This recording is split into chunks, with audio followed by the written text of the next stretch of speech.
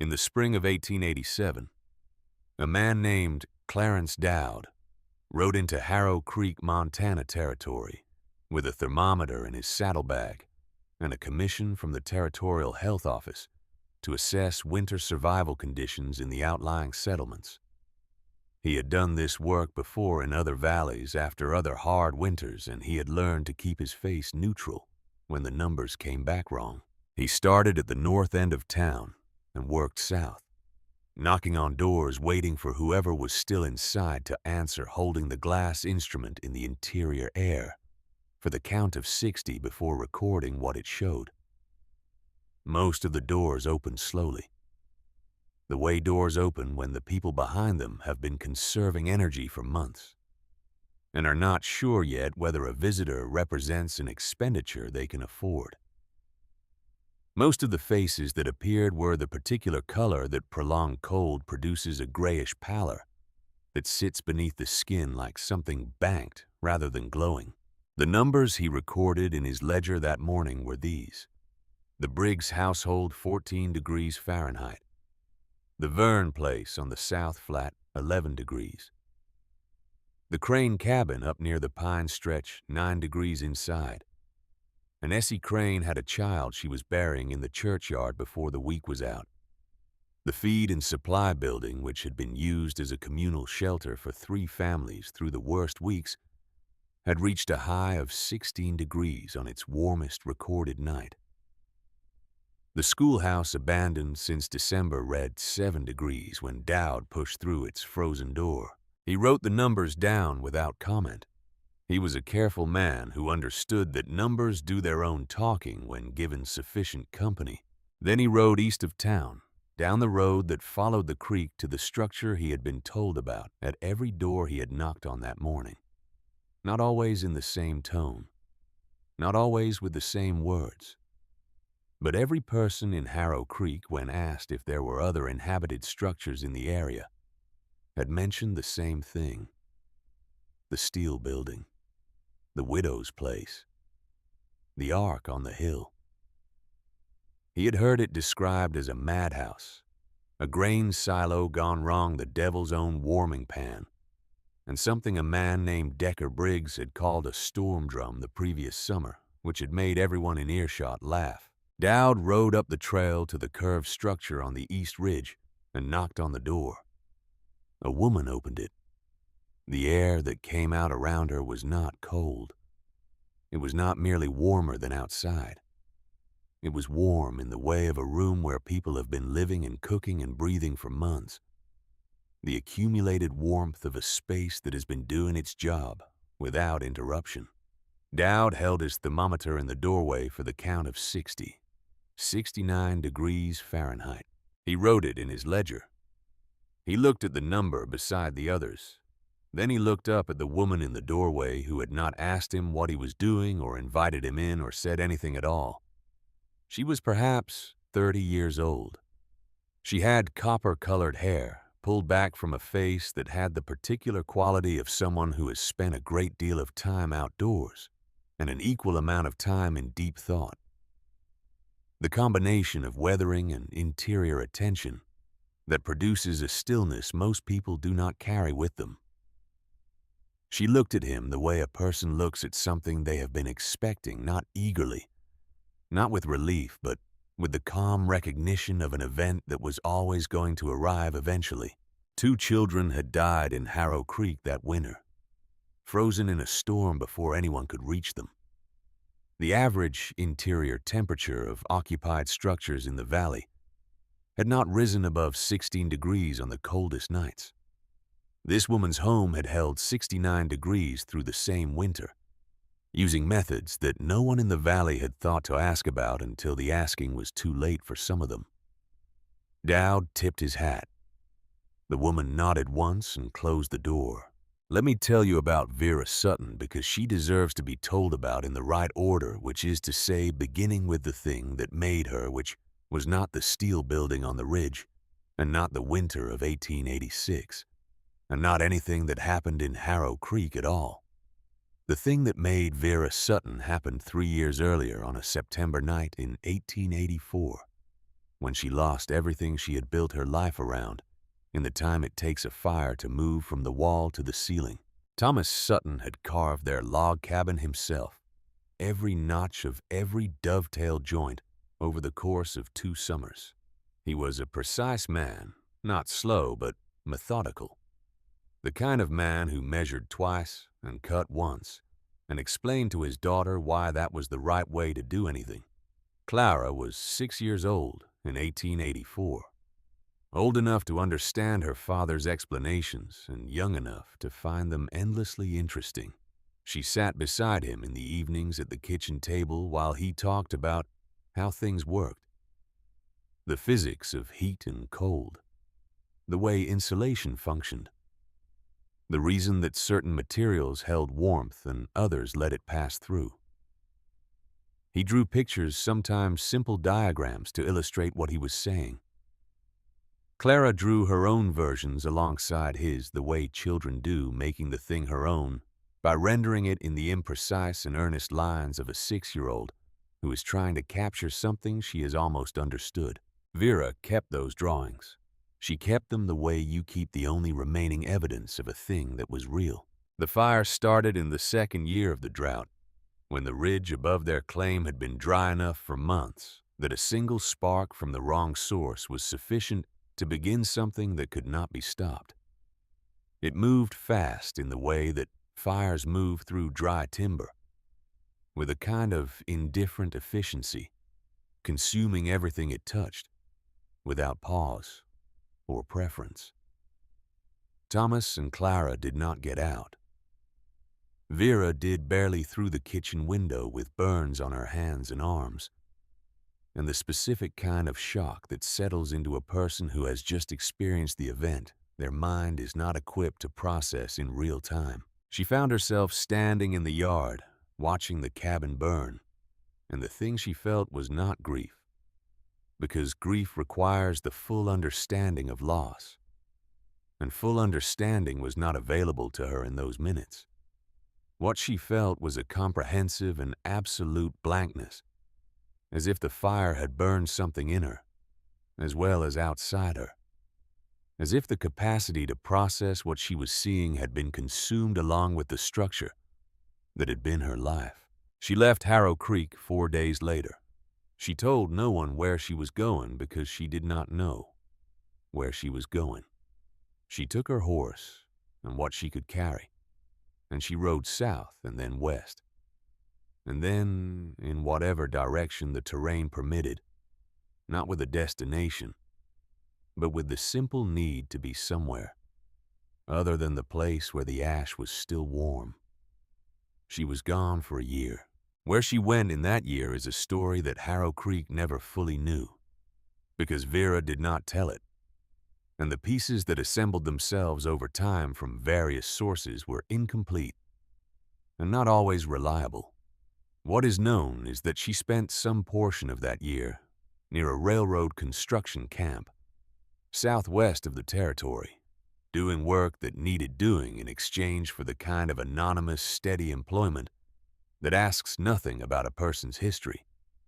And it is known that she spent time around the engineers and surveyors and construction men who populated those camps, listening more than she spoke in the way of someone who has discovered that listening is the fastest path to knowledge when you are starting from nothing.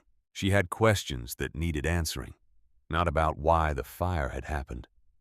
Why questions of that kind do not have useful answers, and Vera Sutton was a practical woman who had always known the difference between questions that could be resolved and questions that could only be endured. Her questions were specific and technical. She wanted to know what materials did not burn. She wanted to know what structures held heat through the kind of cold that Montana winters produced. She wanted to understand the engineering principles that governed warmth and cold and the exchange between them, because she understood standing in the ash of everything she had built from wood and watching it cool that she had been building with the wrong material, in the wrong way, and that the wrongness of it had cost her everything. She learned what she could learn. She watched and asked and read what was available to read. She thought about what she had seen in the camps, the corrugated steel structures used for equipment storage, the way certain configurations held interior temperature better than others, the relationship between mass and thermal retention that the engineers discussed in terms she had to teach herself to understand. And she thought about Clara's drawings. She had them. She had taken them from the house in the days before the fire. Not with any premonition, but because she had been clearing a surface and had put them in her coat pocket and then forgotten to put them back. They had survived because they were on her person, rather than in the building. She looked at them sometimes in the camps by whatever light was available, studying the Mui Ten Va Vong Tron and the small, careful annotations that Clara had added in her round and effortful 6-year-old's handwriting, trying to explain what Thomas had explained to her. The drawings were imprecise. They were a child's interpretation of physics, which means they were partly wrong about the specifics and completely right about the principles. What Clara had drawn working from her father's patient explanations was a map of how warmth moved and where it collected, and what stopped it and what let it through. It was not technically accurate in every detail, but it was structurally correct in its understanding of what mattered. Vera studied those drawings for a year. Then she rode back to Harrow Creek. She came back in the spring of 1885 with a specific plan and the resources to execute it. The resources being a modest amount of cash earned in the camps, and the more considerable resource of knowing precisely what she was looking for. She had already identified the material.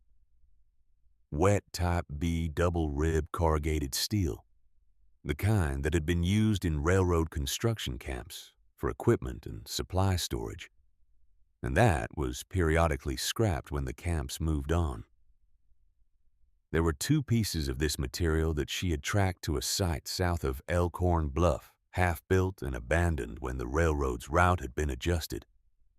She had arranged to purchase them before she left the camps, at a price that took most of what she had earned, and she had arranged transport that would bring them north to a point she could reach by wagon. She had not told anyone in Harrow Creek she was coming back. She arrived on a Tuesday morning in April, with her horse and a wagon, and a plan that existed entirely inside her head, and she went to the land she still owned east of town, where the ash of the old cabin had been rained on and snowed on, and rained on again for a year, until it was simply dark soil. And she began. The first settlers on either side of the ravine stopped what they were doing to watch when the steel arrived. It arrived in pieces on 2 flatbed wagons that Vera had hired from a freighting operation, and the pieces were large and curved and caught the spring light in a way that no building material anyone in Harrow Creek had seen before had caught light. The metal was heavy and required multiple people to position it, and Vera had hired 3 men for the workmen from the next valley over, who did not know her history and did not have opinions about her methods. The people of Harrow Creek watched from various distances and formed opinions anyway. What rose on the East Ridge over the following weeks was unlike anything in the valley. It was a half-cylinder, a steel arch that followed the curve of corrugated ribs from one side of the foundation to the other, with its ends sealed and its sides buried partially into the slope so that the earth itself became part of the structure. Vera added wings on either side, lower and set back, that created thermal breaks between the main chamber and the outside air. She built a porch at the front from stacked stone. She sealed every gap with a dark rubber compound that she had brought from the camps, where it was used to waterproof connections between metal sections. While she was doing this, she was also doing something that no one watching from a distance could have understood the purpose of. She was hanging things on the interior walls. Thick fabric, heavy and layered, attached to the curved steel in a way that covered the surface completely. She was placing barrels along the walls, large ones, and filling them with water. She was packing clay into the spaces around the base of the stove, she installed at the structure's center, a squat stone unit set into a ring of brick and sealed with mortar. The people who watched did not understand what they were seeing. They understood a roof as a flat or pitched thing that sat on walls. They understood walls as vertical things made of logs. They understood a cabin as the specific arrangement of those components in the configuration that everyone in the territory built, because everyone had always built that way, and the configuration worked well enough to survive, which was the standard that most people in Montana Territory applied to their building decisions. What Vera was building was not a cabin. Decker Briggs was the first to say what a number of people were thinking, which was that the widow had lost her mind. He said it at the trading post on a Saturday in June, in the particular tone of a man who has assessed a situation and arrived at a conclusion he considers obvious, and is sharing the conclusion for the benefit of those who have not yet caught up.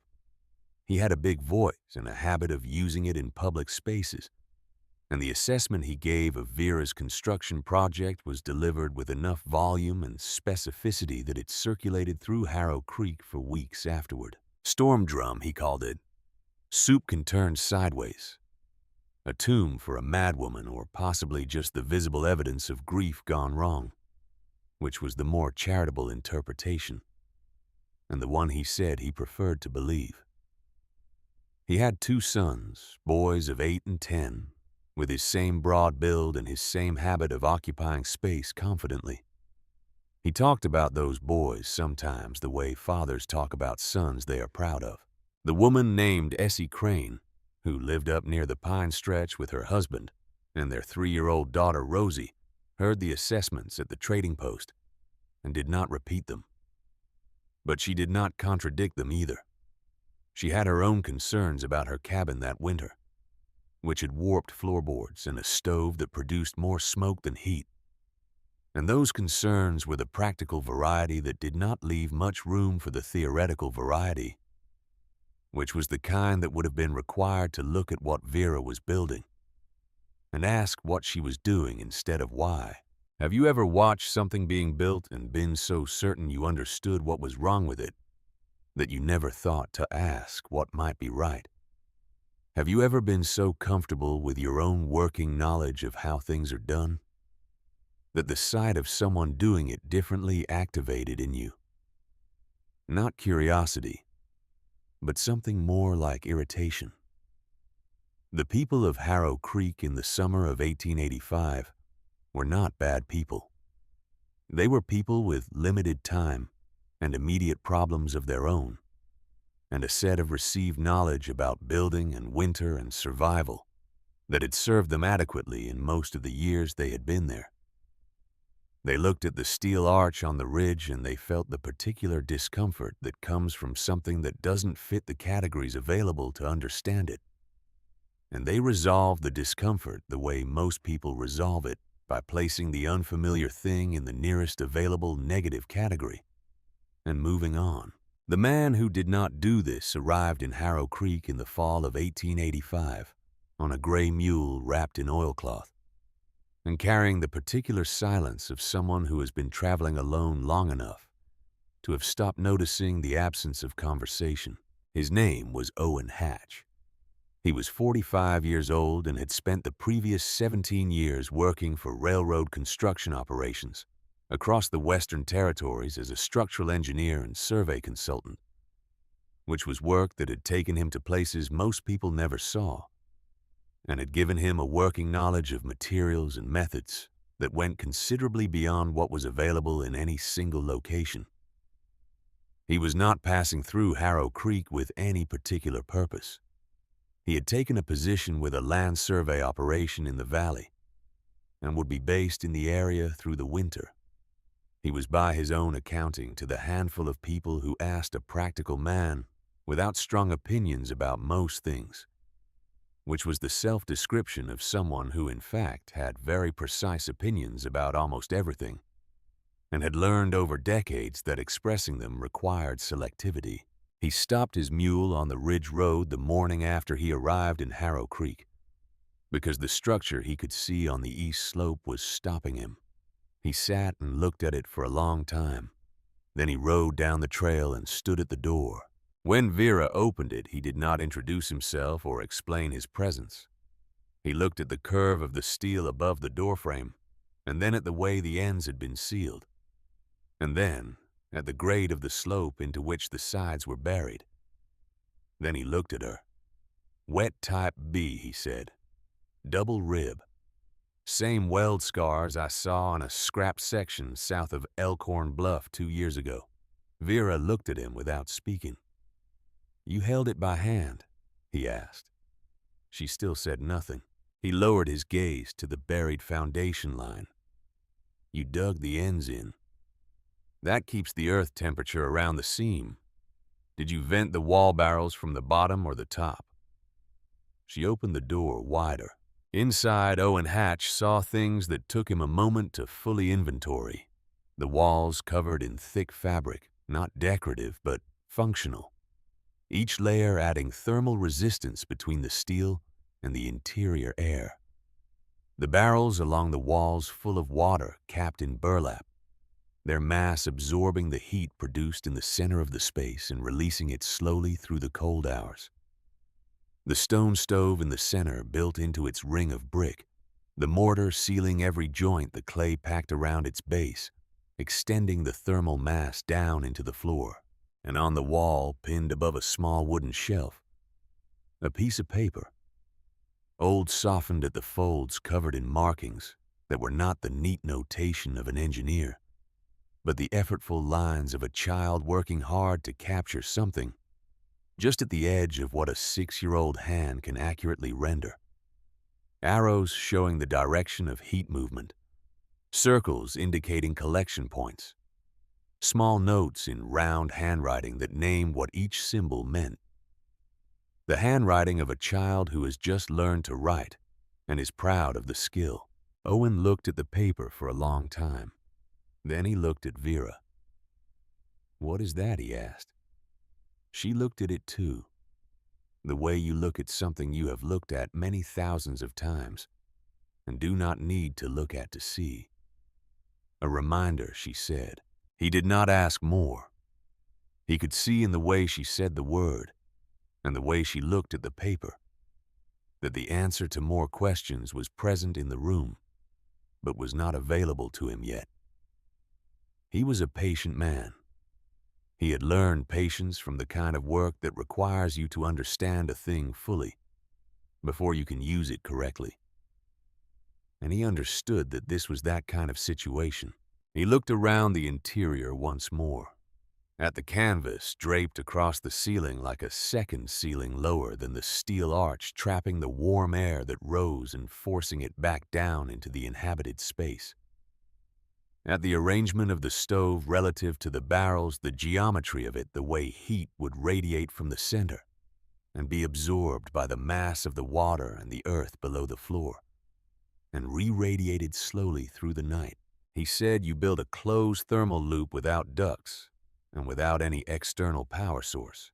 Vera looked at him with the expression of someone hearing their own thinking described back to them accurately for the first time. He found a place to sit near the stove. He did not leave that evening. The girl came 2 days after Owen arrived. Her name was Letta. She was 8 years old with her mother's coloring, which was to say she was fair-skinned and had the light eyes that looked gray in some lights and blue in others. And she moved through the world with the particular quiet of a child who has learned that being unnoticed is sometimes a useful condition. Her mother had died the previous winter from a fever that the cold in their cabin had not helped, and her father was a man whose grief had turned inward in a way that left him present in body, but largely absent in the other senses that children need from parents. He was not unkind. He was simply not there in the way that mattered. Letta had been watching the steel building go up since the first pieces arrived. She had watched from whatever distance was available from the ridge path and from the far edge of the cleared ground around the structure, with the intent attention of a child who was trying to understand something rather than merely observe it.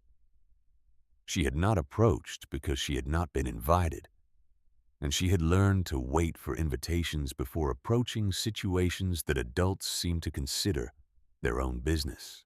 On a morning in late October, she walked up the trail and sat down at the edge of the work area where Vera was sealing a joint in the exterior wall, and she picked up a handful of the bolts that had been spilled from a tin and began sorting them by size without being asked.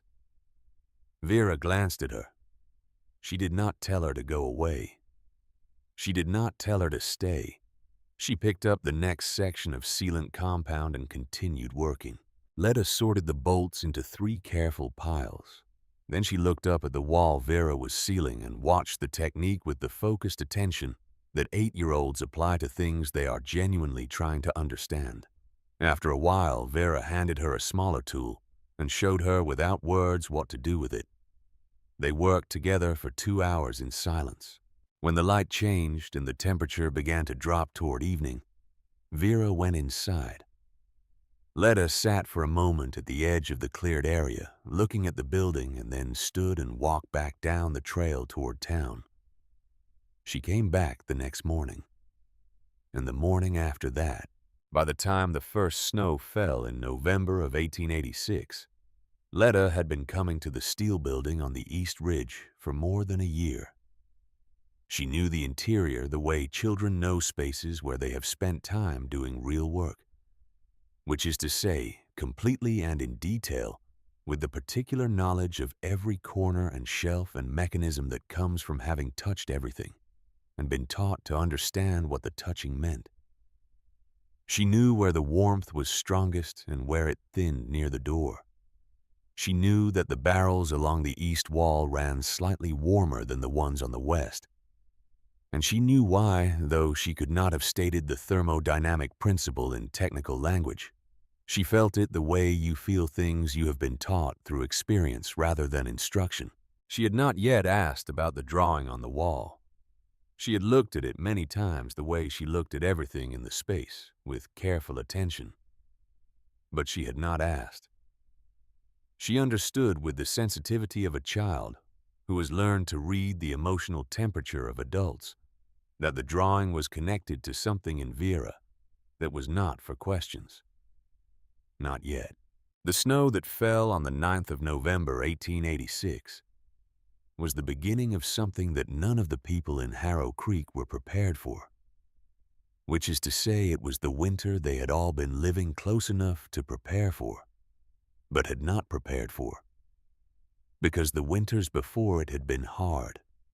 But manageable and manageable winters produce in people the comfortable assumption that future winters will also be manageable. Vera had not made that assumption. She had been watching the signs since September. The crows left 3 weeks earlier than she had seen them leave in either of the previous 2 autumns. The ponds in the low ground east of the creek began freezing from the center outward, rather than from the edges in which is the pattern of a cold that comes from the ground, rather than the air, which is the pattern of a cold that intends to stay. The timber rattled in a specific way in the October wind that she had heard described once at the camps by a man who had been in Montana territory for 30 years as the sound the forest makes when it is getting ready for something it has not had to do in a long time. She added to the water barrels through October. She packed additional clay along the interior base of the walls. She brought in enough firewood to last well past any winter she had experienced stacking it in the covered section she had built against the east exterior wall protected from snow and positioned so it could be retrieved without going fully outside. She said nothing about any of this to anyone. The people of Harrow Creek were not asking. They were busy with their own preparations, which were the preparations they had always made adequate for the winters they had always had. And Vera had learned by that point that the gap between what she knew and what the town would receive was not a gap she could close by talking. She watched the snow fall on the 9th of November and felt the weight of what she had been feeling all autumn settle into something specific and near.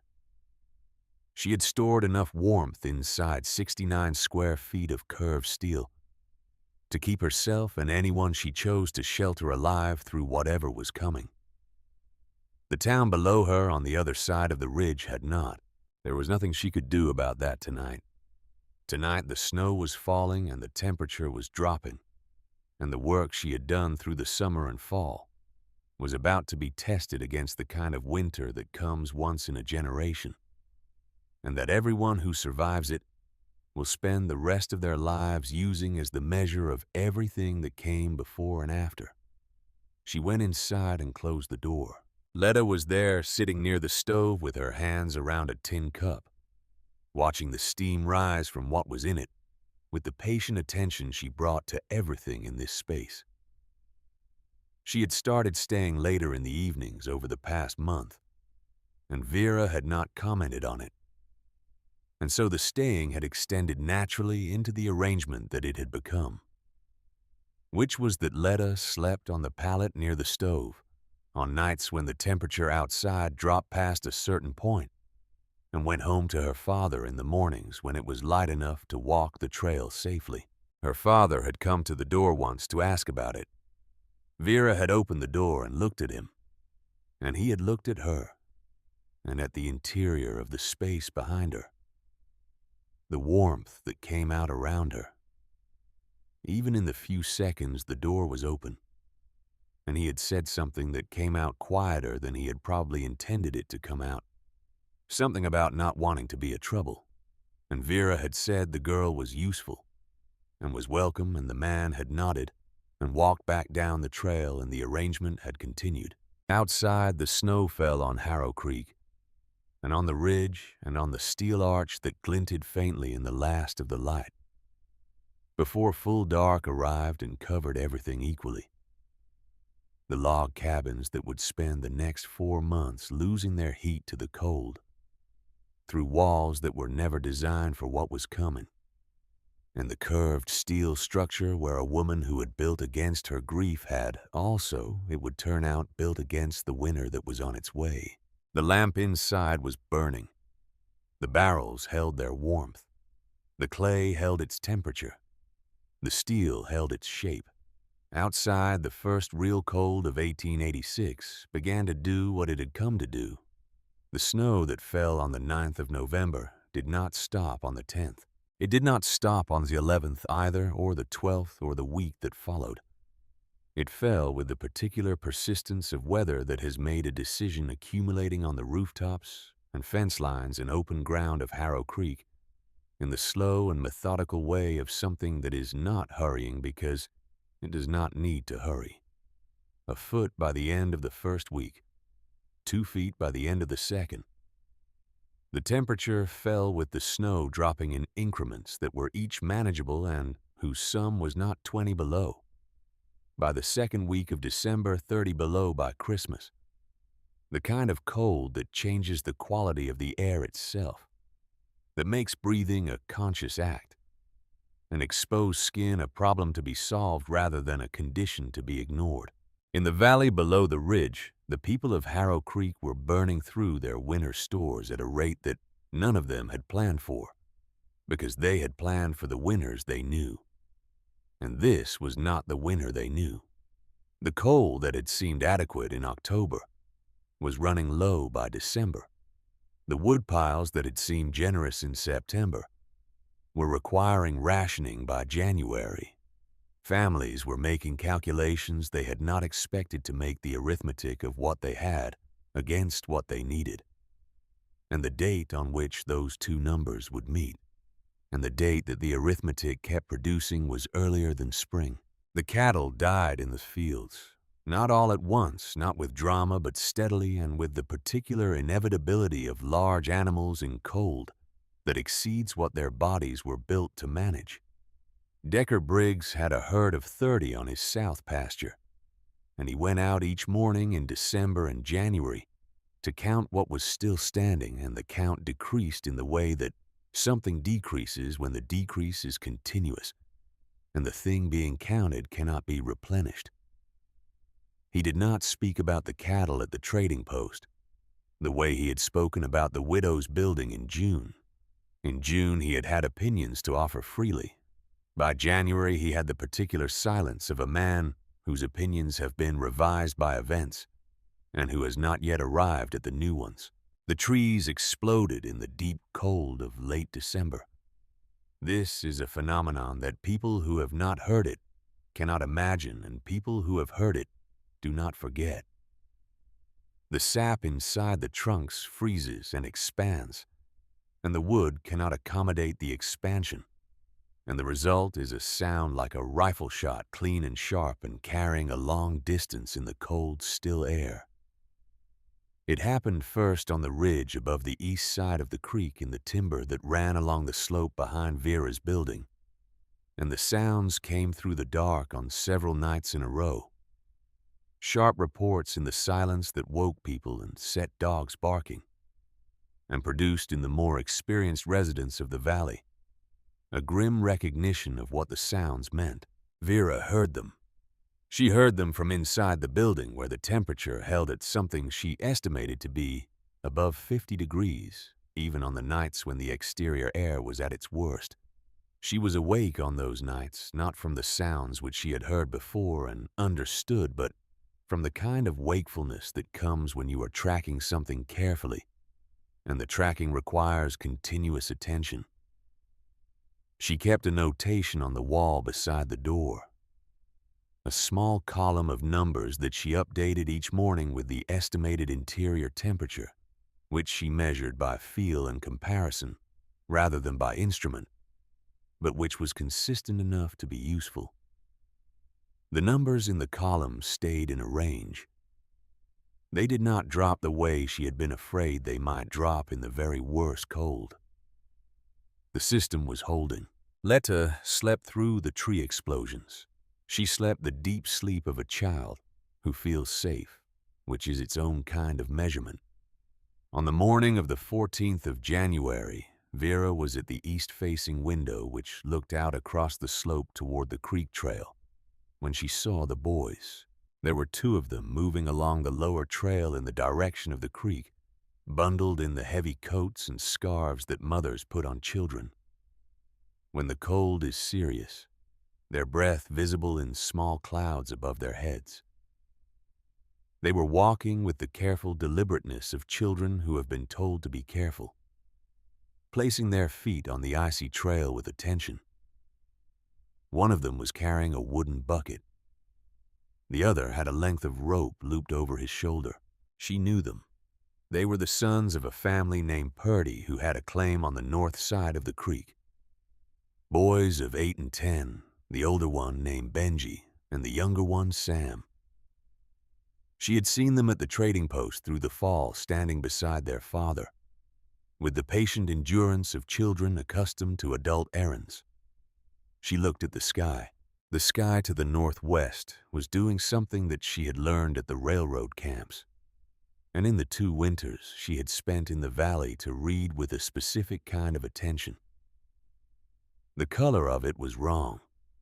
Not the gray of ordinary overcast, not the pale white of snow weather, but a particular shade that had more iron in it than gray.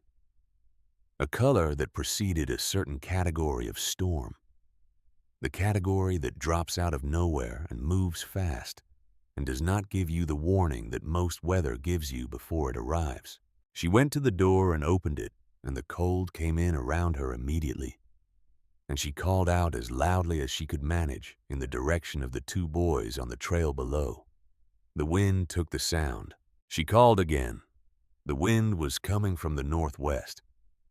The same direction. The sky was wrong, and it carried everything she sent into it away before it could travel more than a few yards.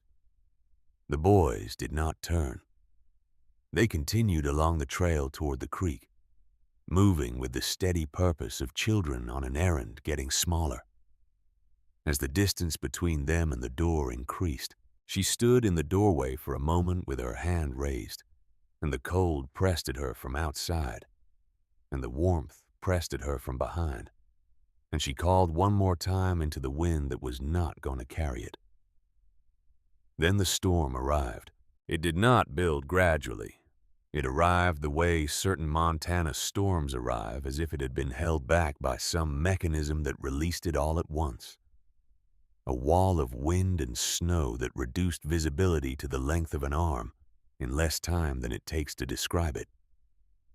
Vera stepped back inside and pulled the door closed and stood with her back against it, listening to the wind hit the steel above her head. A sound like sustained pressure, like something very large pushing steadily against the curve of the structure, and finding it unmoved. She went to the window. She could see nothing. The trail where the boys had been was gone, replaced by moving white. Owen Hatch, who had been there most days through the fall, had ridden out the previous week to fulfill an obligation at the survey camp 15 miles north. He was not expected back until the storm broke. There was no one to send. There was no path she could follow in zero visibility without risk of following it wrong. She knew the shape of the trail by daylight and in moderate conditions. But a Montana whiteout produces a specific form of spatial confusion that experience does not fully protect against. And she was one person. And if she went into it and became disoriented, Letta would be alone in the building. When the temperature outside dropped to whatever it was going to drop to, she stood at the window and looked at the white that had replaced the trail, and felt with a precision she did not want to feel the arithmetic of the situation. Letta was awake on the sleeping pallet, sitting up with her blanket around her shoulders, watching Vera, with the careful attention she brought to Vera's face when Vera was working through something difficult. Vera did not turn from the window for a long time. What she was feeling in those minutes was not the blankness she had felt standing in the yard, watching the cabin burn in 1884. It was something different, something more specific, and more terrible in its specificity, which was the feeling of having called into a wind that would not carry her voice, and having watched two children continue toward a thing she could not stop them from reaching. She had done what she could do. She had opened the door in the cold and called as loudly as she could. The outcome was not something that her preparation or her knowledge or her 2 years of careful construction on the East Ridge could change. She understood this. Understanding it did not make the feeling smaller. The storm lasted 2 days.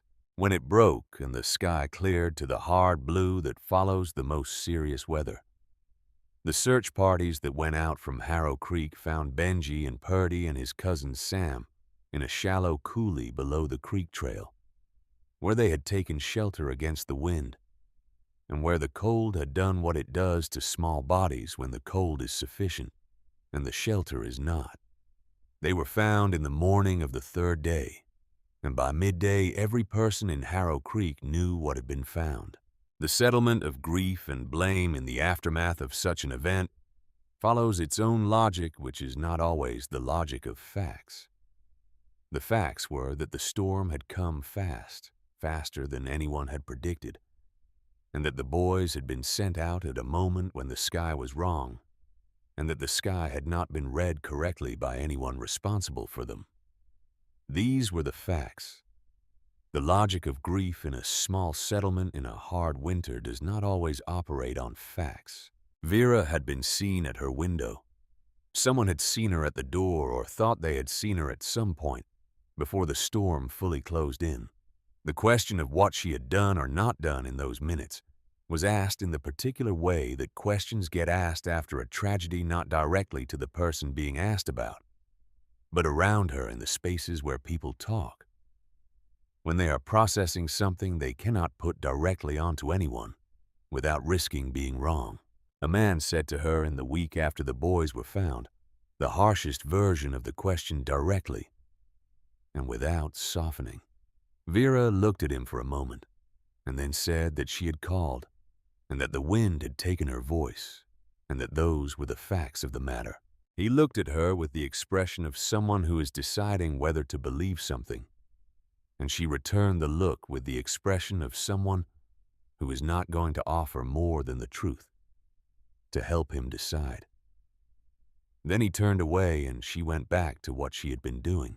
Owen Hatch came back from the survey camp 5 days after the storm broke, riding in on a gray morning with frost on his coat, and the look of a man who has spent several days in difficult conditions and knows he has come back to something worse. He had heard about the boys from a traveler on the road. He came to the building on the ridge before he went anywhere else in the valley. Vera opened the door. She looked at him and he looked at her, and he said nothing for a moment. Then he came inside. He sat by the stove for a while without speaking. Then he said, "I saw you at the door," before it closed in. She looked at him. "I was coming up the trail," he said. "I saw you open the door and your hand was up and you were calling. I heard it. I couldn't make out what you were saying, but I heard you calling." She said nothing. He looked at the stove. "I should have been here. I would have gone out." She shook her head once. Not blame. Not an absolution either. Just the simple factual assessment that the outcome would have been the same, that the trail was what it was, and the storm was what it was. He put his hands in front of the stove. The cold came off him slowly, as the warmth of the room worked on the layers of his coat. He looked at the notation column on the wall beside the door, the numbers she had been keeping, and he studied them for a moment. It held, he said. She nodded. He nodded back, and they were quiet for a while. The two of them in the warmth that had held through the worst 2 weeks this valley had seen in a generation, with the facts of what had happened outside it.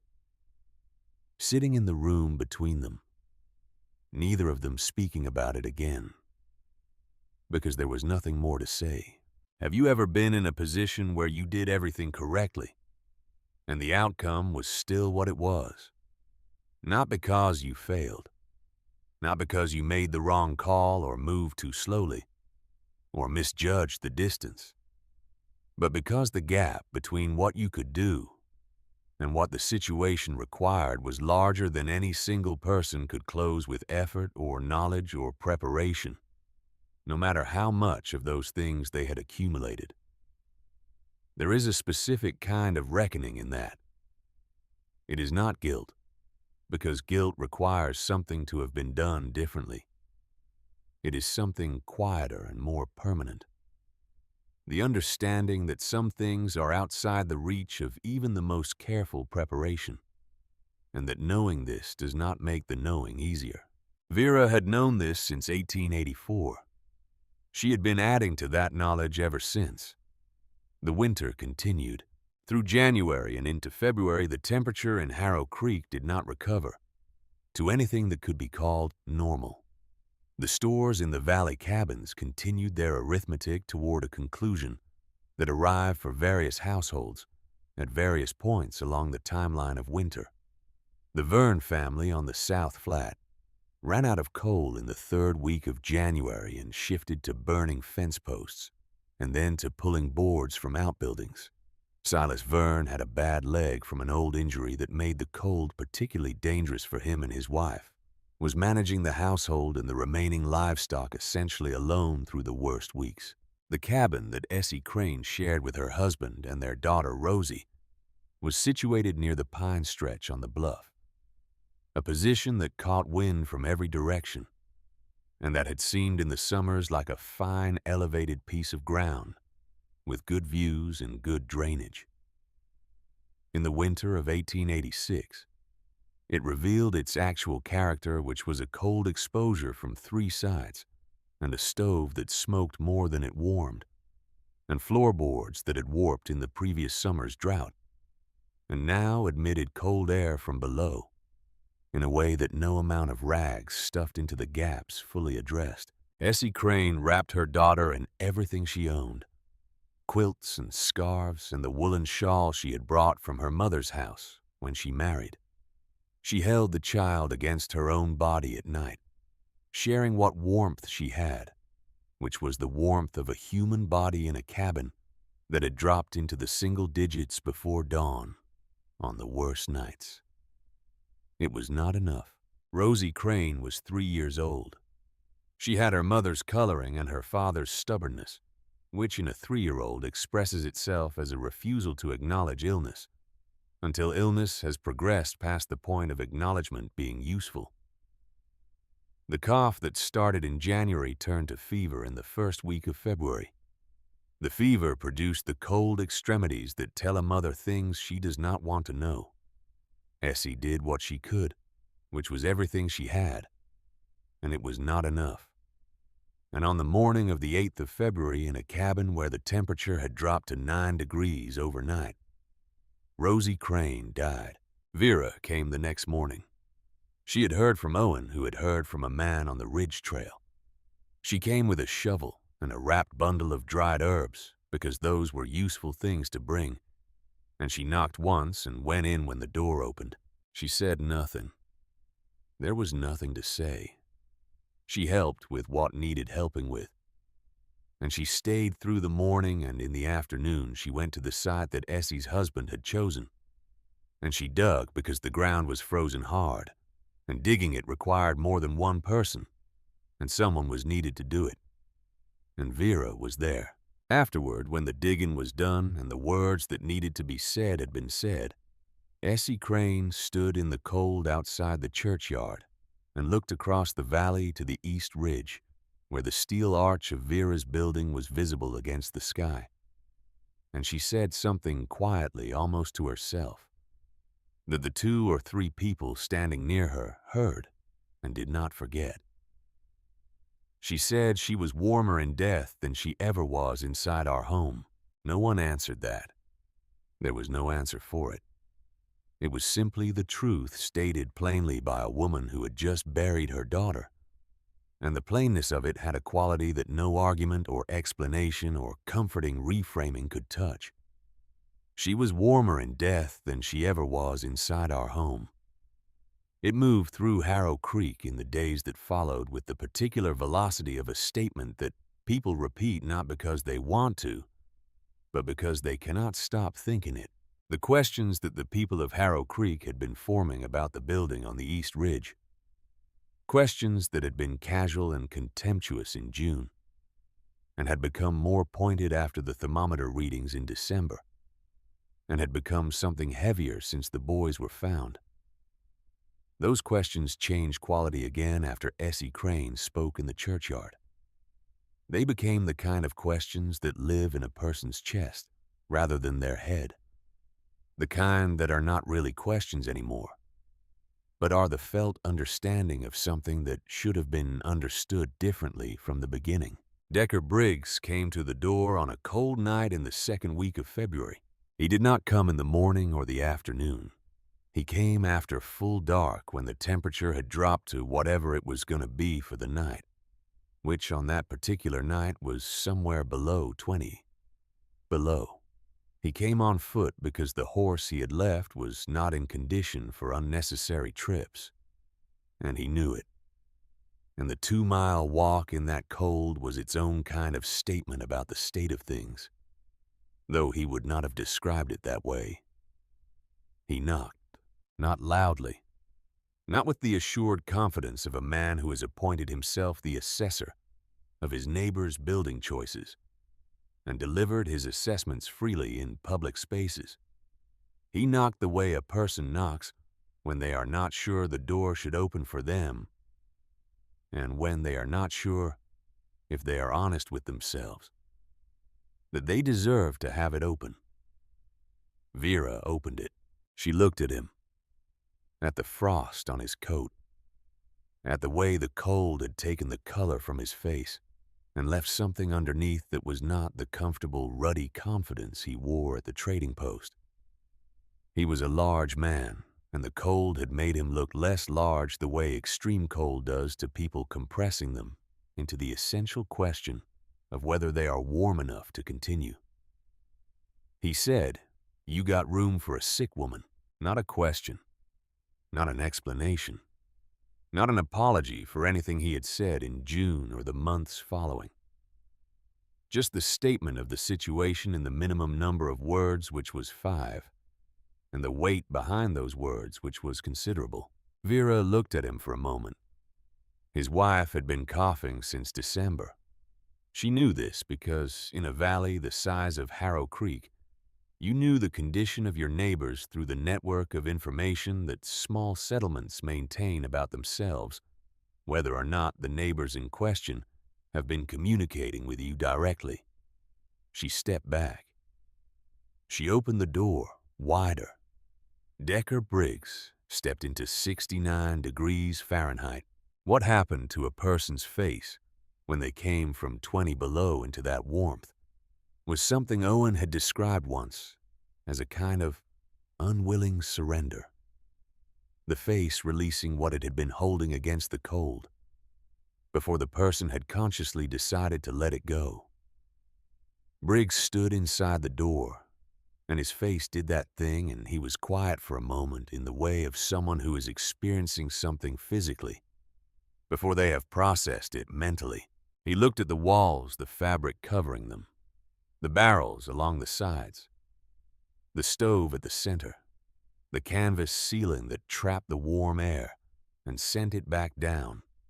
He had called this place a storm drum and a soup can and a tomb, and he was standing in it at 69 degrees on a night when his own house was dropping through the teens and his wife was sick, and 2 children from the valley were in the churchyard, and he had walked 2 miles in 20 below to knock on a door he had spent the summer mocking. He did not say anything about any of that. He could not have said anything about any of that in any form that would have been adequate. And he seemed to understand this, and so he said nothing. Vera went to the supply area and brought out what she had that would help a sick woman, the dried herbs and the provisions for making the particular preparation that she used when the cold settled into a chest, and she put them together with the practical efficiency of someone who has been thinking about what others in the valley would need and has prepared for it. She set them on the table. "Come back in a week," she said.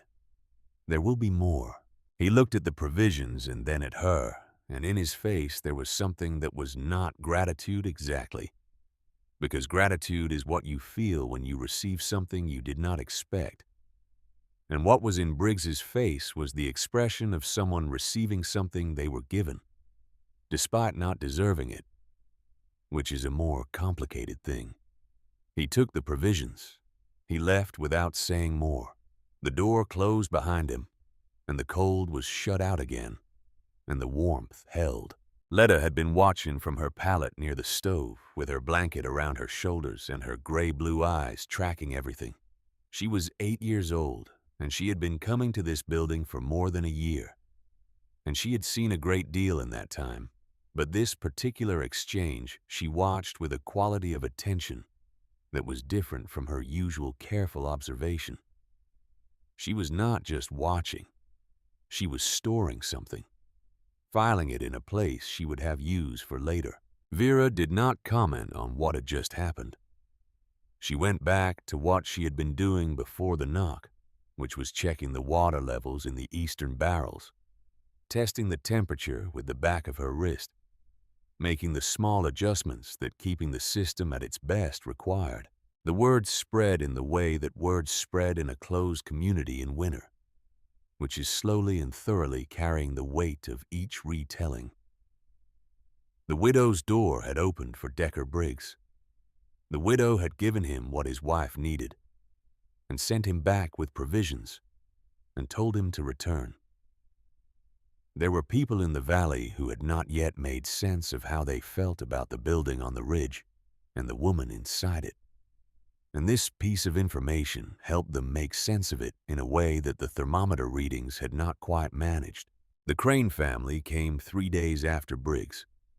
Then a family named Gable from the north end of the valley. Then Silas Verne, who had to be helped up the trail by his wife because his bad leg was worse in the cold, and who stood in the doorway of Vera's building for a long moment before he came in, not from hesitation, but from the physical experience of the warmth which hit him in the specific way that warmth hits a person who has been cold for a very long time. She fed them all. She gave what she had carefully measured against what remained, and what the remaining weeks of winter would require, adjusting the distribution, the way she adjusted everything in the building with precision and without waste. She was also adjusting her own ration downward. This was not dramatic. She did not announce it or make a visible production of eating less. She simply subtracted from her own portion each time she calculated the distribution and added the subtracted amount to what she set aside for the families who came. She had built her stores for herself and for a smaller number of people than were now coming. And the stores were adequate if managed correctly. And managing them correctly required that her own portion decrease as the number of people drawing on them increased. Owen saw it happening. He was careful not to say anything about it directly because he had been around Vera Sutton long enough to understand that direct comment on the things she did for other people would be met with the particular expression that meant the subject was closed. Instead, he began supplementing the stores from his own supplies, the hard bread and dried meat he had brought from the survey camp, leaving them in the supply area without comment, and she incorporated them into the distribution, without comment, and neither of them spoke about the arrangement. The siege came on a Thursday night in the third week of February, though siege is perhaps too dramatic a word for what it actually was, which was several men cold and afraid, and past the point where those two conditions allowed for the kind of clear thinking that produces useful action, arriving at the base of the trail to the East Ridge with fire and the intention of using it to compel something from the woman inside the building. What they wanted was imprecise even to themselves. They wanted what the building had, which was warmth. They wanted it explained or shared or surrendered in some way that would allow them to have it without the complicated feelings that the current arrangement produced. They were not most of them bad men. They were men in February in a winter that had taken children from them and cattle from them, and the comfortable certainty of their own preparation from them, and they had run out of the resources that usually stand between people and their worst impulses. Vera heard them on the trail before they reached the clearing. She had built the east window at an angle that allowed her to see the lower trail approach without being seen from it, and she stood at that window and watched them come with the particular stillness of someone who has been expecting something for a long time and is now watching it arrive. Letta was awake.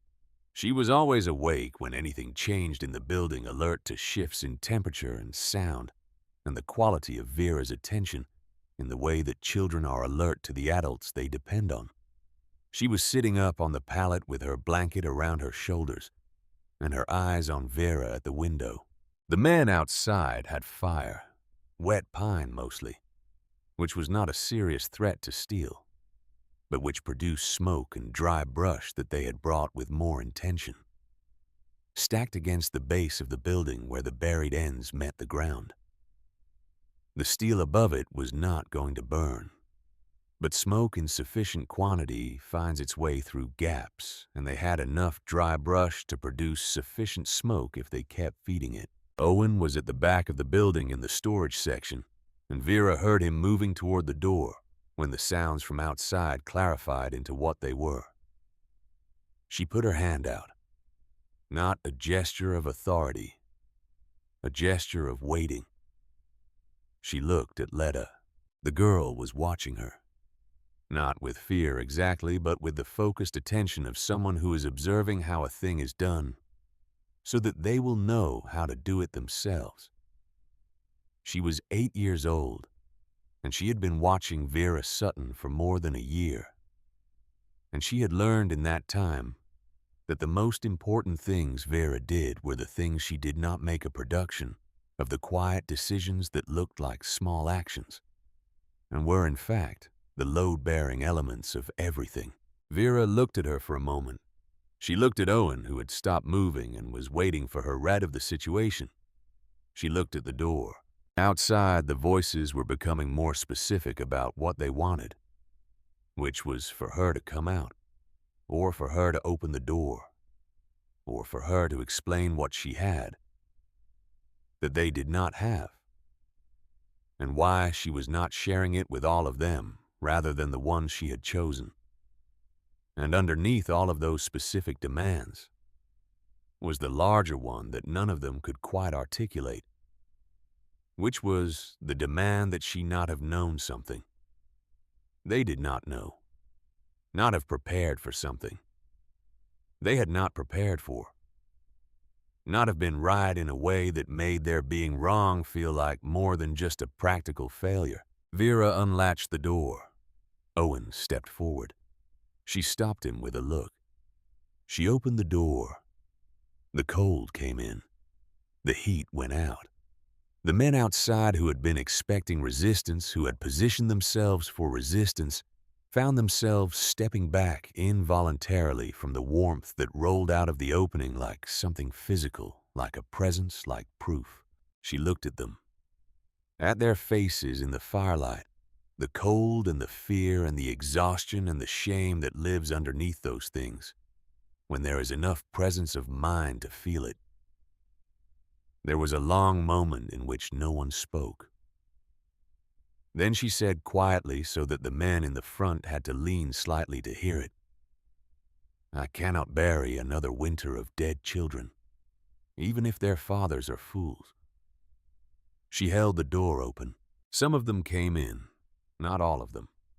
The ones who came in stood in the warmth and felt what warmth felt like after weeks of its absence, and whatever they had come up the trail with the anger and the demand and the fire that was already dying in the cold air around the base of the steel building, that was not what they left with. What they left with was harder to name and more durable. Letta watched all of it from her pallet, with her blanket around her shoulders, and her gray-blue eyes recording everything in the particular way she had of recording things, not just the events, but the principles behind them, the load-bearing elements that other people might mistake for small decisions. She was 8 years old. She had been watching for more than a year. She was learning something that no one was teaching her directly, which is how the most important things are learned. Outside, the fire the men had brought burned itself down to nothing against the base of the steel structure that had not caught and was not going to catch, and the smoke dispersed into the February air, and the cold continued to do what the cold does, which is to find the gaps in whatever you have built against it and work through those gaps toward what is warm. In the building on the East Ridge, the warmth held.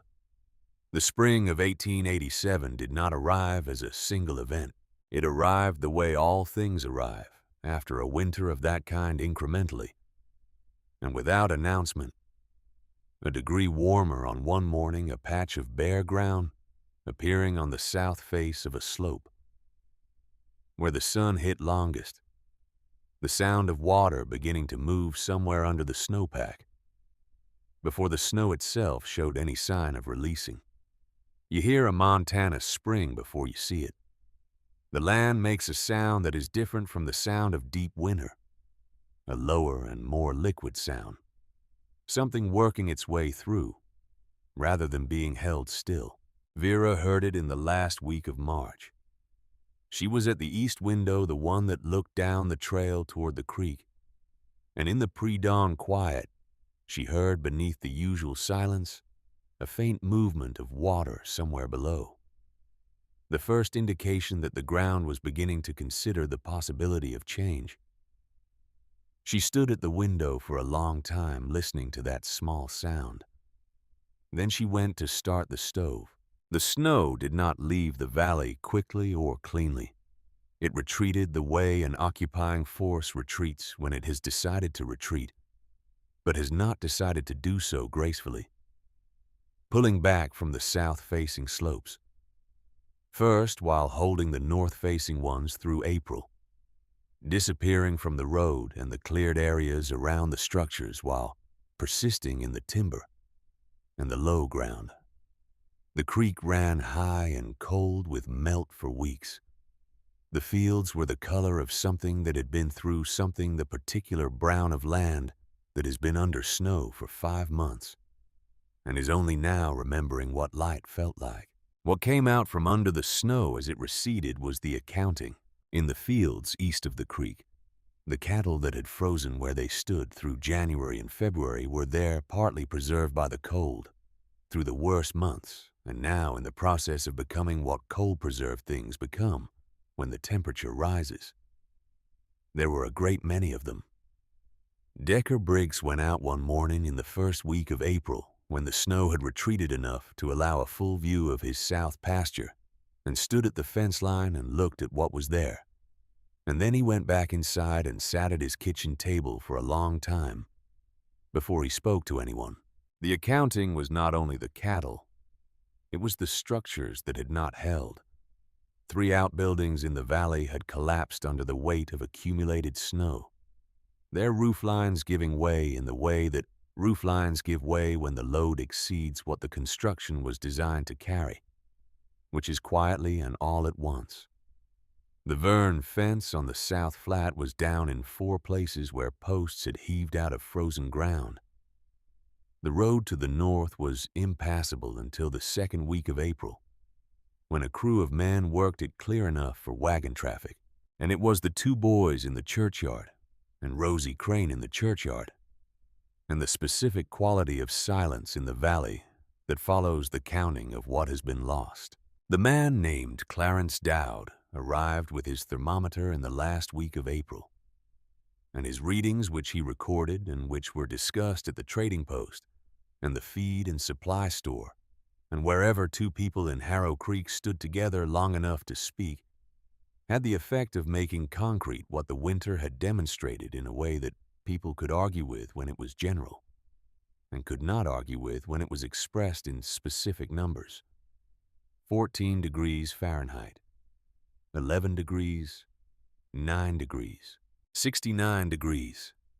The numbers did not require interpretation.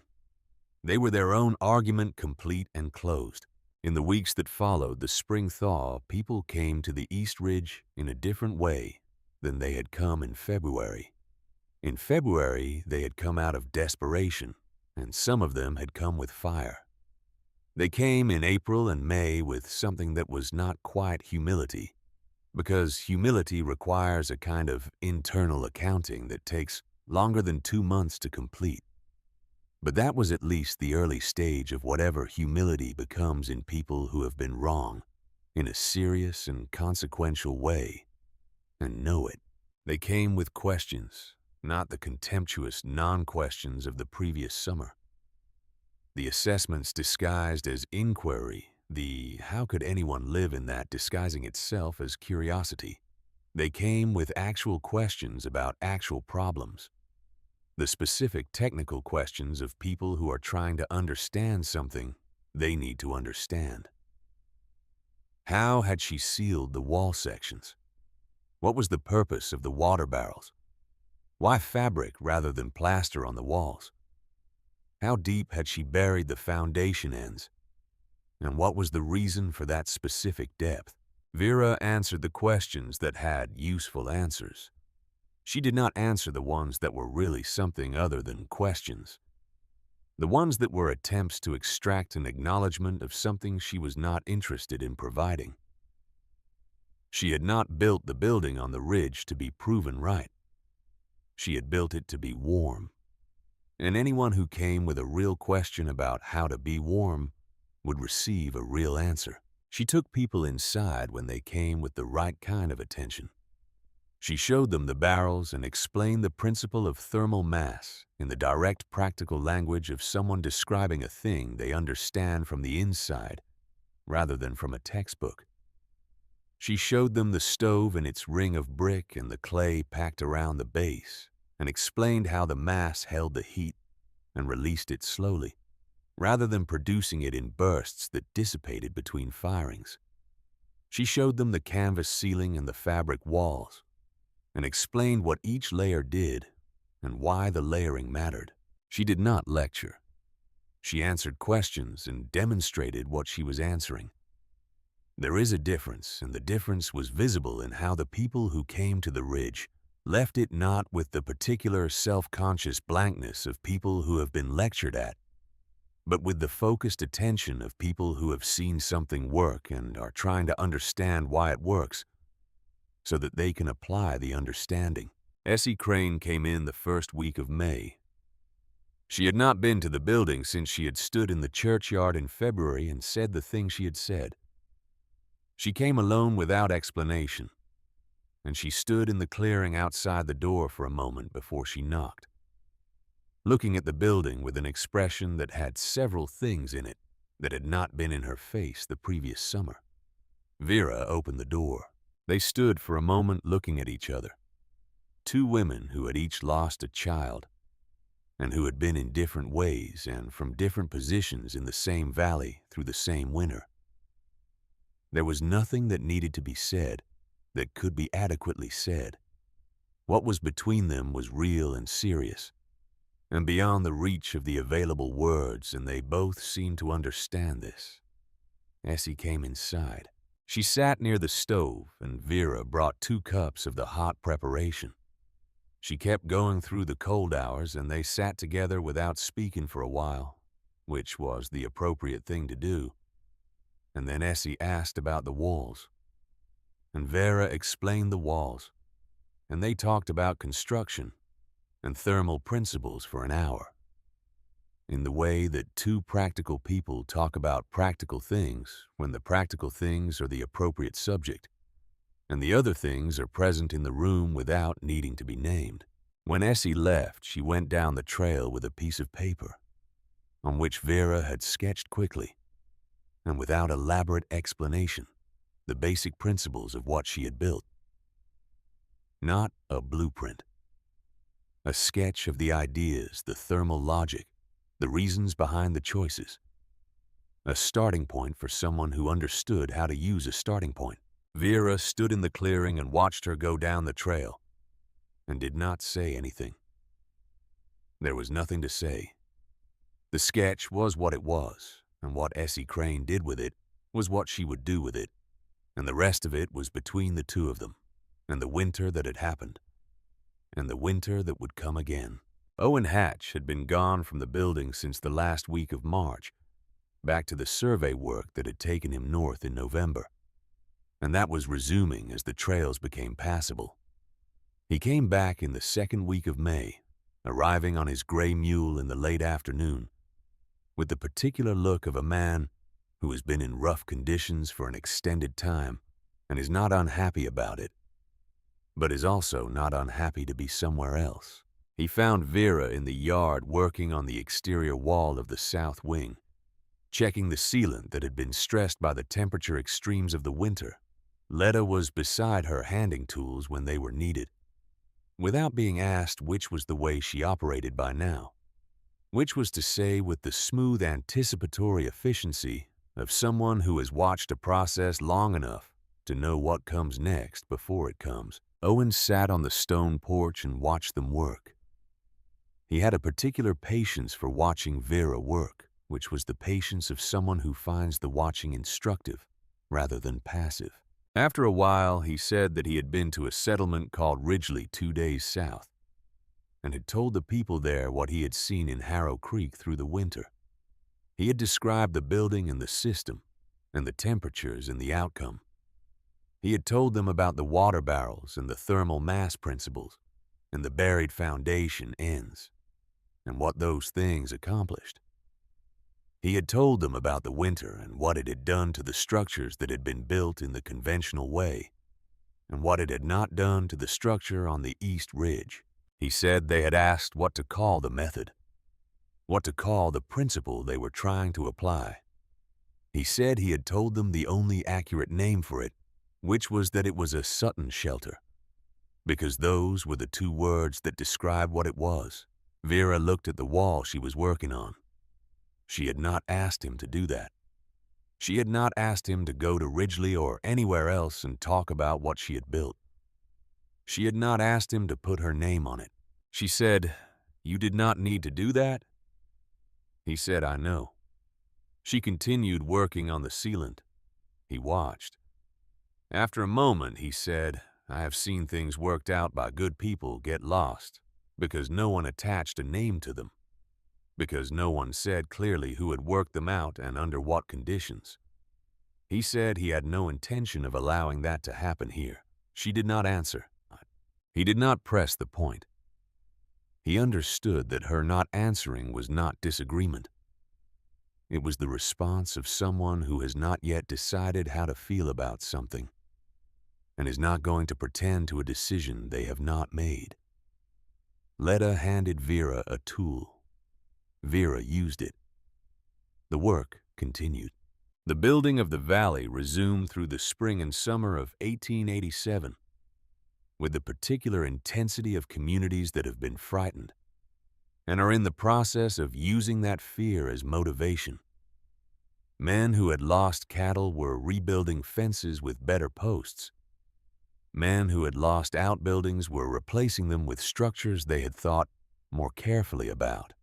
The conversations at the trading post and the feed store had changed quality, which is to say they had become more specific and less comfortable with generality, less tolerant of the kind of confident assertion that had characterized them the previous summer. 2 more structures in the valley began to show the influence of what Vera had built. Not copies, because the materials required were not available to most people in the quantities she had used, but adaptations, structures that incorporated the principles she had demonstrated through the winter. One was a reconfigured storage barn, whose owner had buried its foundation ends and packed clay around the base of the walls, and reported to anyone who asked that the interior temperature through the summer months ran noticeably cooler than the previous barn had run, and that he expected the reverse to be true in winter. The other was a new cabin on the north flat, whose builder had installed water barrels along the interior walls and covered them in burlap, and was prepared to argue with anyone who questioned the choice. Neither of them was what Vera had built, but both of them were different from what would have been built the previous summer. And the difference had a direction which is more than can be said for most changes. Vera watched these developments with the attention she brought to everything in the valley. The steady observational attention that was simply how she was in relation to the world around her. Not suspicious and not approving, but consistently present. She went to look at the reconfigured barn when its owner mentioned it to her, and she looked at the foundation ends and the clay packing and told him what he had done correctly and what he had missed. And she described the correct approach in the practical language she always used, and he listened and made notes and thanked her, and she nodded and walked back up the trail to the ridge. This was how she taught, not by standing in front of people and delivering knowledge, by going to where the work was and looking at it and saying what was right and what needed to be different, by putting her hands on the material and demonstrating when words were not the most efficient path to understanding, by being present with a question when the question arose and not present when it did not. Letta was always watching when Vera taught. This was not coincidental. Letta had organized her days around being in proximity to Vera's work, the way children organize their days around the things they have decided are important, with a thoroughness that adults rarely achieve, because adults have more competing obligations. She was 9 years old now, growing in the way children grow in the years when growth is rapid, and the body is trying to become what it will eventually be. And she had the particular manner of a child who has been spending time with someone who does not talk down to her, which is to say she had a directness and a precision in her own speech and movement that was not common in 9-year-olds. She had been asking questions about the drawing on the wall for several weeks before she asked directly. She asked around it first the way she approached things she sensed were connected to something tender, with gradual approach rather than direct address. She asked about thermal principles that the drawing illustrated. She asked about the symbols and what they meant. She asked in a way that allowed Vera to answer the technical content without addressing the origin. Then, one evening in June, when the light was long and the temperature outside was warm enough that the stove was burning low and the building was in its summer mode, which was cooler and quieter than its winter mode, Letta asked directly. She said, "Who drew that?" Vera was at the workbench on the south wall, working on something with small tools. She did not look up immediately. Then she said, "My daughter." Letta waited. Vera set down the tool she was holding. She looked at the drawing on the wall, the old paper with its round and effortful handwriting and its arrows and circles and careful notations. She looked at it the way she looked at it every day, which was with a complete familiarity that had not flattened into inattention. She saw it every time. She would always see it. Her name was Clara, Vera said. She was 6 years old. She used to sit beside her father in the evenings while he explained how things worked. He would draw pictures to show what he meant, and she would draw her own versions alongside his. The way children make things their own. He explained thermal principles. The way he explained everything, which was thoroughly and with patience, and she drew what he explained. Letta was very still. Vera said Thomas understood heat and cold, the way some people understand weather or animals or machinery from the inside, with an intuition that went beyond what he had read. He understood why certain materials held warmth and others let it through. He understood the physics of mass and retention and exchange. He drew simple pictures to show Clara what he meant, and she drew her own versions, and this is one of those versions. She looked at the drawing. "I built this building from that drawing," she said. "Not from any plan I made myself. From the drawing a 6-year-old made of what her father had explained to her. There are parts of it that are technically wrong in the details and completely right in the principles. I built around the principles and worked out the details myself, and what you have been living in and staying warm in is built from the understanding that a child captured on a piece of paper that I happened to have in my coat pocket when the fire started." Letta looked at the drawing.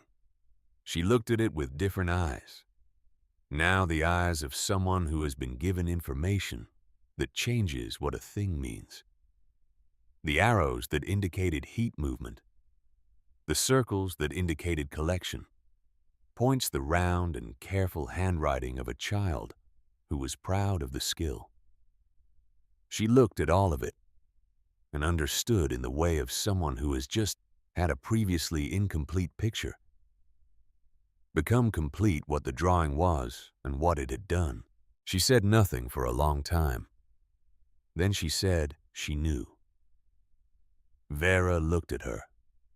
She knew how it worked. Letta said, "Clara." She understood what her father was explaining to her. She drew it because she understood it, not just because she wanted to copy the picture. Vera looked at the drawing again. She said, "Yes. That is what I believe." It was the fullest thing she had said about Clara to anyone. It was not the fullest thing there was to say, but it was what was available on that evening in that amount of light, with that drawing on the wall. And it was true. Letta sat with it for a while. Then she went back to what she had been doing, which was working on a small project in the corner of the storage section. Something she had started the previous week that she had not described to Vera, and that Vera had not asked about, because Letta was the kind of child whose projects did not require supervision. And Vera was the kind of person who understood this. The project became visible in the last week of June when Letta asked Vera to come and look at it, in the corner of the cleared area east of the main building, in a spot that caught morning sun and was sheltered from the prevailing northwest wind by the angle of the ridge. Letta had begun constructing something. It was small, not much larger than a generous closet.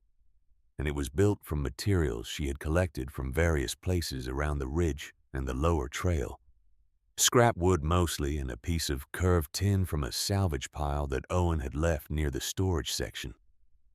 She had buried the foundation ends. She had packed clay around the base. She had covered the interior walls with scraps of fabric from the bin near the south wall. It wasn't right in every detail. The sealant was inadequate in 2 places, and the fabric was not the correct weight for what she was trying to accomplish.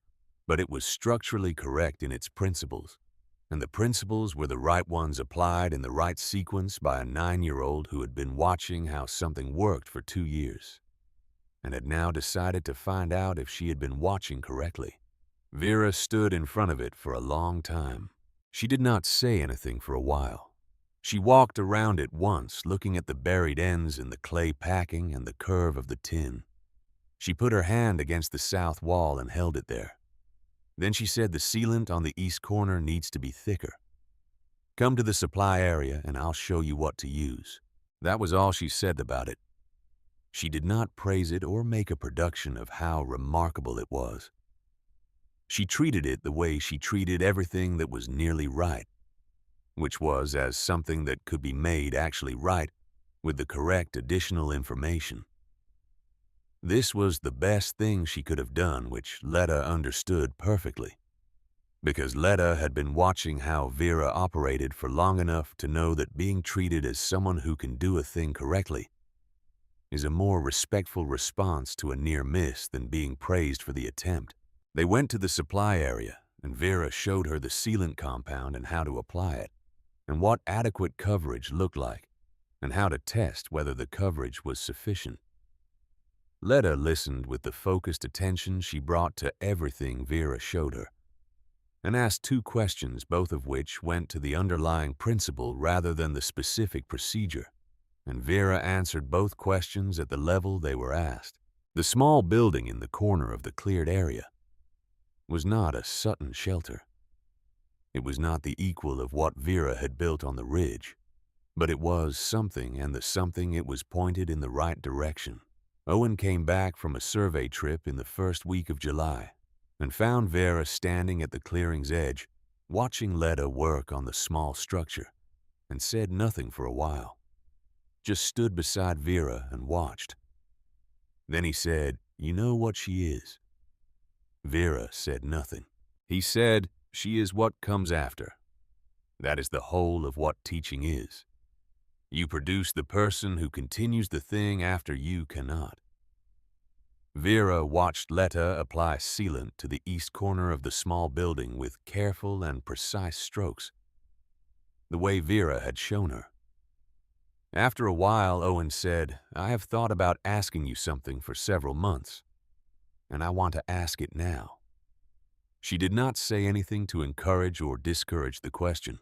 "There is a piece of land 2 days south of here near Ridgely," he said. "Good land. Well situated for what you know how to build. I know the man who holds it, and he would sell at a fair price. We could start again there. Build it right from the beginning, oriented south instead of east. Deeper buried foundation, thicker clay. Everything you know now built into it from the start, rather than learned into it over 2 winters. He waited. Vera looked at the steel arch of her building, the curve of the ribs against the summer sky, the visible seam where the 2 main sections joined at the peak, the way the late afternoon light moved across the corrugated surface in a wave of shadow and brightness that she had watched at the same time of day for 2 years, and still found worth watching. She said, "I built this cabin like a shield." He waited, but it became something else. She said, "You cannot build a thing for 2 years and lose what you lost inside it, and open its door through a winter like the one we had, and have it remain a shield. It becomes a scar, and scars do not travel. If you cut them away from where they formed, they are just tissue. They lose what made them what they are." He looked at the building. "If I leave," she said, "they will remember the warmth. They will remember the 69 degrees on Dowd's thermometer, and the barrels along the walls, and the sealant in the joints. They will keep building the adaptations and making them better, and teaching each other the principles. But they will forget why it had to be built in the first place.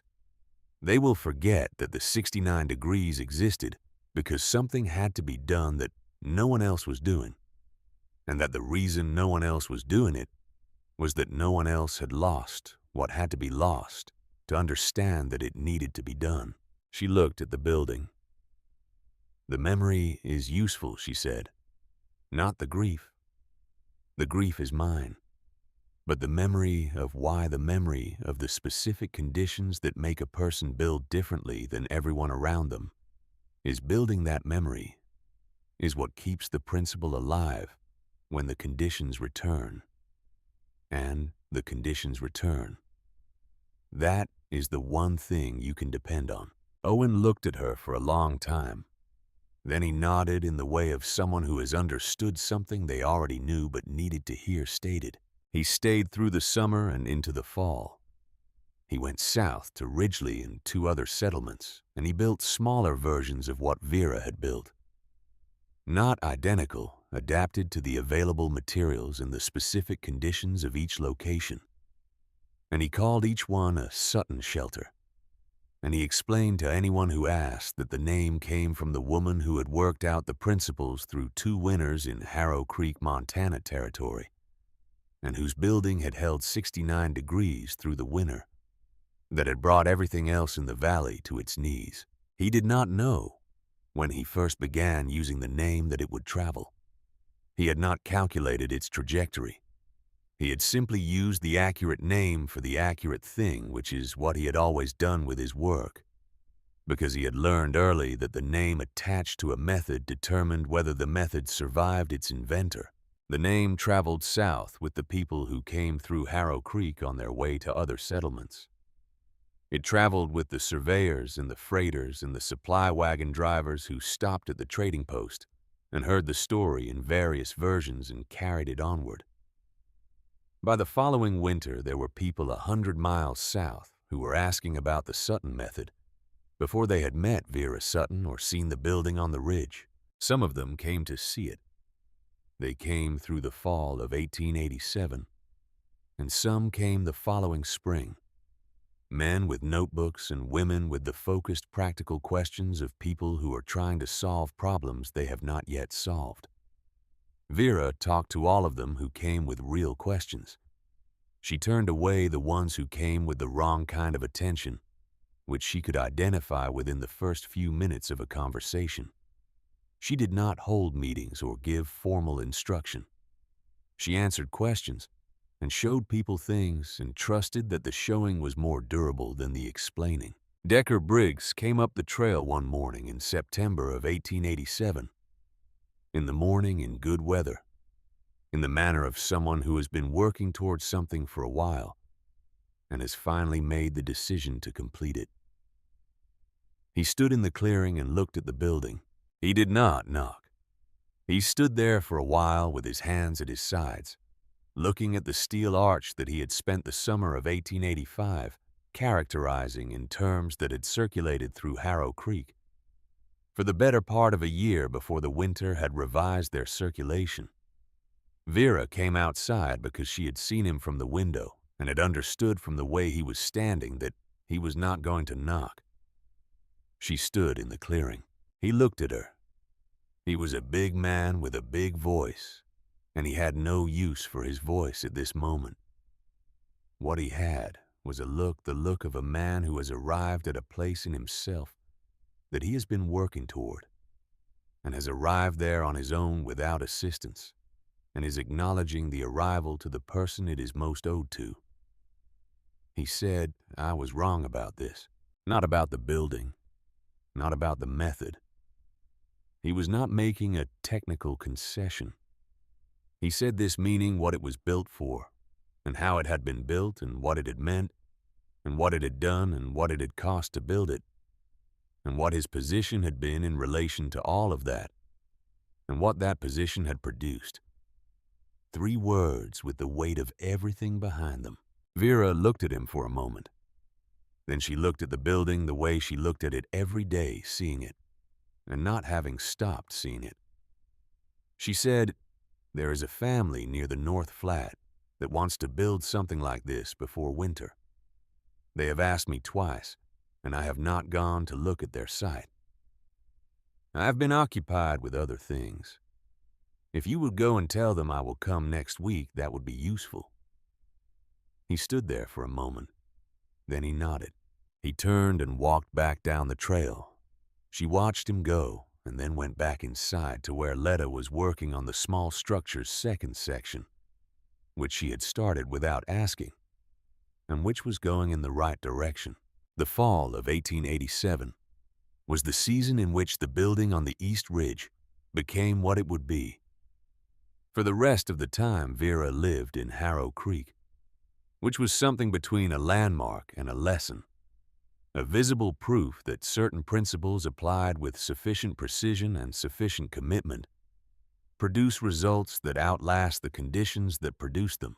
5 structures in the valley had curved elements and buried foundations in water barrels along their interior walls by the time the first snow fell in November of 1887. None of them was what Vera had built. They were all different from what had been there before, and different in the direction that mattered. And they were built by people who had thought about what they were building, rather than building in the way that had always been built. And that thinking showed in the outcome. The winter of 1887 was not as severe as the winter of 1886. Nothing in living memory in Harrow Creek would be as severe as the winter of 1886. But it was a Montana winter, which means it was serious. And the thermometers that people kept in their improved structures through that second winter showed temperatures that were higher than anything that had been recorded in the valley before.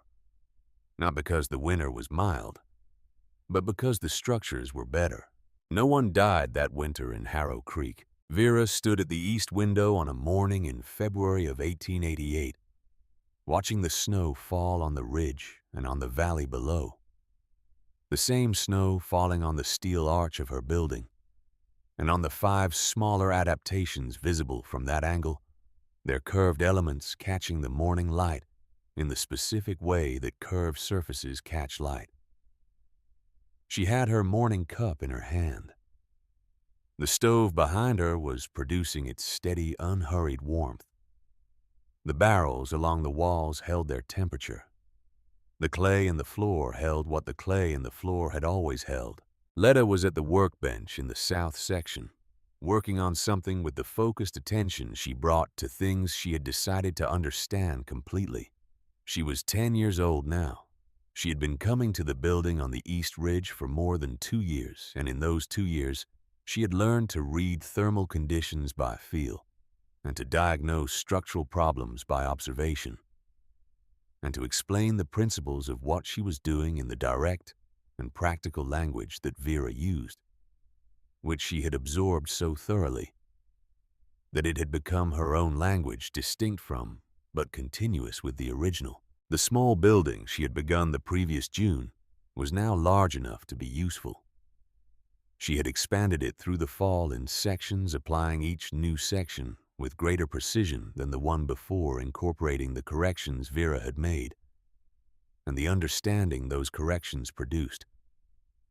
It was not a Sutton shelter in the full sense, but it was built on Sutton principles worked out by a 10-year-old who had been watching those principles applied for 2 years and had decided to find out what she could make of them herself.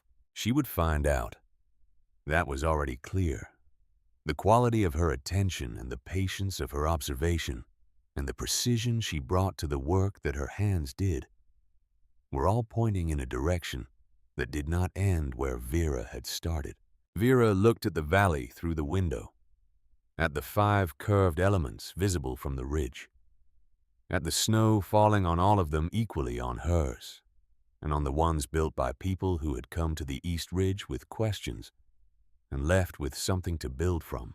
She thought about Thomas, who had explained thermal principles on winter evenings to a 6-year-old, who drew pictures of what she understood.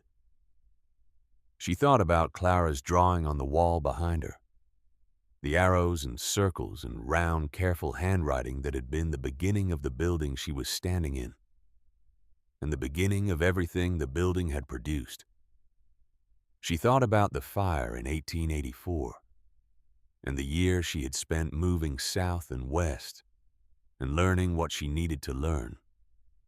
And she thought about the September morning in 1885, when she had come back to Harrow Creek with 2 flatbed wagons of curved steel and a plan that existed entirely in her head. She did not feel vindicated. Vindication is what you feel when other people acknowledge that you were right, and she had not built this building to be acknowledged. She felt something quieter and more durable than vindication. She felt what you feel when a thing you built for a reason continues to serve the reason after the specific conditions that produced the reason have passed. She had built it so she would never again bury someone she loved with hands that could not get warm. She had built it correctly. Letta looked up from the workbench. She said, "The east barrel is running a degree low this morning. I think the burlap on the cap has dried out." Vera turned from the window. She said, "Replace it with the wool from the bin. The burlap is for the summer months, when you want some evaporation. In winter, you want the seal." Letta went to the bin for the wool. Outside, the snow continued to fall on Harrow Creek on the steel arch and on the 5 curved structures that could be seen from the ridge on the churchyard, where the children were buried on the south pasture, where the cattle had died the previous winter on the valley, that had been frightened into thinking differently about what a building needed to be. Inside, the warmth held. The stove burned at its patient, unhurried rate. The water in the barrels absorbed the heat and held it against the cold hours. The clay in the floor remembered the warmth of the previous day and the day before that, as it had been remembering warmth since the building was first heated 2 years ago, adding each day's warmth to what had come before, storing it in the way that mass stores what it is given. She had not built it to be admired. She had not built it to be right. She had not built it to prove anything to the people of Harrow Creek, or to Decker Briggs, or to anyone who had stood at the trading post in June of 1885 and delivered assessments of a thing they had not understood and had not thought to ask about. She had built it because Thomas had understood something about how warmth worked and had explained it to a child on winter evenings, and the child had drawn what she understood, and the drawing had survived the fire because it happened to be in a coat pocket, and she had spent a year traveling south and west, learning how to build what the drawing showed. She had built it so she would never feel cold again. That is the whole of it. That is the reason a person builds the thing that changes a valley. Not ambition, not the desire to be proven right or remembered or respected. The reason is simpler and deeper and more durable than any of those things. The reason is that something was lost that did not need to be lost, and the person who lost it has decided that the next time the cold comes, the cold will find something it cannot get through. Everything else, the 5 curved structures visible from the ridge, the Sutton shelters going up in Ridgely and the settlements south of there, the name traveling with the supply wagons and the survey crews, Letta at the workbench learning the language of thermal mass and structural precision. All of that was what happens when the reason is real and the building is right. The warmth holds. That is what the right building does. It holds.